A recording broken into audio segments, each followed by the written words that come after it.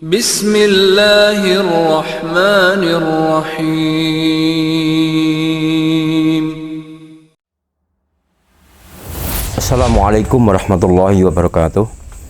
Innal hamdalillah nahmaduhu wa nasta'inuhu wa nastaghfiruh wa na'udzu billahi min shururi anfusina wa min sayyiati a'malina. May yahdihillahu fala mudilla lahu wa may yudlilhu fala hadiya lahu. Asyhadu an la ilaha illallah wahdahu la syarika lahu wa asyhadu anna Muhammadan abduhu wa rasuluhu la nabiyya ba'dah. Allahumma shalli wa sallim ala nabiyyina Muhammad. Jamaah kajianmu yang dirahmati oleh Allah Subhanahu wa taala. Kita panjatkan puji syukur kehadirat Allah Subhanahu wa taala. Alhamdulillah kita diberikan iman oleh Allah Subhanahu wa taala. Dan dengan iman itu kita bisa melakukan amal-amal soleh atas pertolongan Allah Subhanahu wa taala, dan kita diberi perlindungan oleh Allah Subhanahu wa taala tidak melakukan amal-amal kemaksiatan. Dan ini suatu anugerah yang luar biasa. Bapak Ibu jamaah rahimani wa rahmakumullah, Allah Subhanahu wa taala memberikan sifat kepada kita, rasa malu. Ya, secara naluri kita ini mempunyai sifat, mempunyai karakter atau watak, yaitu malu.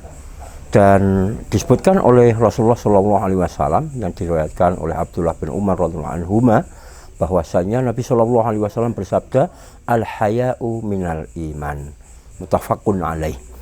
Dan inilah sabda Rasulullah SAW bahwasanya malu itu bagian daripada iman. Yang dimaksud dengan malu di sini adalah malu secara syariat. Ya, meskipun secara tabiat memang manusia itu memiliki sifat malu dan itu juga baik, namun secara syariat bahwasanya malu itu bisa mencegah seseorang dari melakukan kemaksiatan, kemungkaran, atau melakukan hal-hal yang jelek karena takut akan celaan dari orang lain. Jadi posisi al-haya atau malu ini menempati posisi iman, dan inilah makna atau maksud bahwasanya malu itu bagian daripada iman, dikarenakan malu itu bisa mencegah seseorang dari melakukan amal-amal buruk atau kejelekan. Dan sebagaimana iman itu juga mencegah seseorang dari melakukan hal-hal yang buruk. Malu secara bahasa itu bisa diartikan bahwasanya perasaan atau perubahan perasaan seseorang ketika takut mendapatkan celaan. Ini menjadikan seseorang itu menjadi ketika akan melakukan sesuatu yang akhirnya dia akan tercela, maka dia dengan malunya itu maka tidak jadi melakukan. Dan ini bagian daripada iman. Adapun malu secara tabiat itu bisa bermakna positif, bisa juga bermakna negatif.